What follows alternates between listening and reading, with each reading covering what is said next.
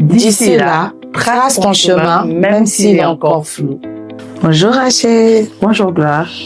Enfin, nous sommes là pour notre premier podcast engagé.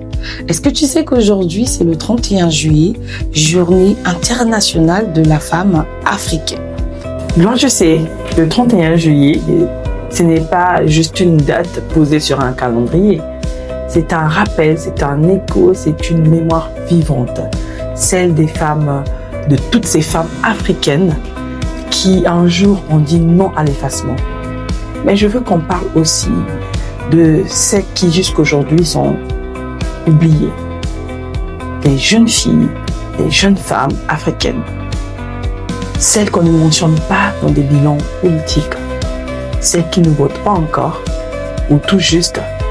Celles qui ont la rage, les idées, mais pas les micros. Je le sais parce que j'ai été l'une d'elles. Et si j'ai créé ce podcast, c'est ne pas pour raconter une réussite, mais c'est pour ouvrir un passage. Et si t'es arrivé déjà aussi de douter de toi et de te demander si la politique était vraiment faite pour toi, reste là. Ce n'est que le début. Et bienvenue à toutes dans Engagé, le podcast politique des jeunes filles et jeunes femmes africaines. Tu sais Rachel, j'ai 30 ans. Je fais mes premiers pas en politique et franchement, je dois t'avouer qu'il y a encore des jours où je doute, où je me dis, est-ce qu'il n'est pas trop tard? Est-ce que je suis légitime? Mais à chaque fois, tu sais que je tombe sur cette petite étincelle, ce truc qui me dit effectivement que ma voix compte et que ma pleine participation contribuerait à une démocratie plus représentative et inclusive et que ma place, je peux la construire. Et tu as raison, parce qu'au fond, on est nombreuses à hésiter, à attendre qu'on nous dise c'est bon, tu peux y aller. Mais si on attend, qui viendra nous chercher? Et quand est-ce qu'on viendra nous chercher? La vérité est que la jeunesse africaine est majoritairement féminine.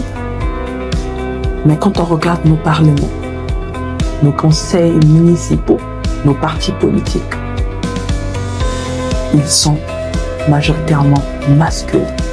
Il y a un décalage. Donc, si ce n'est pas nous, qui? Et si ce n'est pas maintenant, quand? Tu sais ce que j'aime avec toi, Rachel, c'est que tu n'as pas attendu d'avoir tout pour commencer. Tu as commencé avec le doute, avec un rêve, avec un petit projet, avec des mots.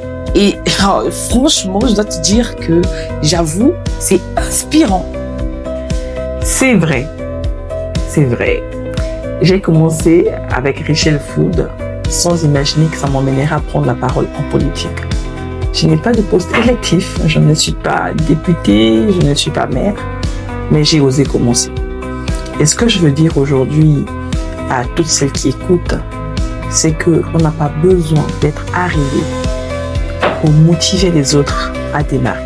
Moi-même, je suis encore en chemin, mais ce chemin, on peut le tracer ensemble. Nous avons notre place en politique et notre engagement est essentiel pour faire progresser l'égalité et la justice sociale. Et tu sais, parfois on a juste besoin d'un déclic, d'un podcast engagé comme celui-ci et d'un regard bienveillant et surtout de quelqu'un qui nous dit allez viens, top, on y va. C'est exactement ça, Gloire.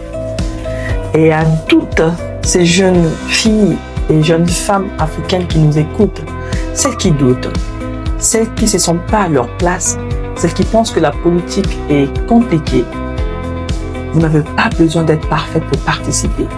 Vous avez juste besoin de croire que votre voix a du poids. Et c'est déjà ça l'acte politique. Engagé, c'est le son de nos pas. C'est le bruit de nos voix qui prennent leur place.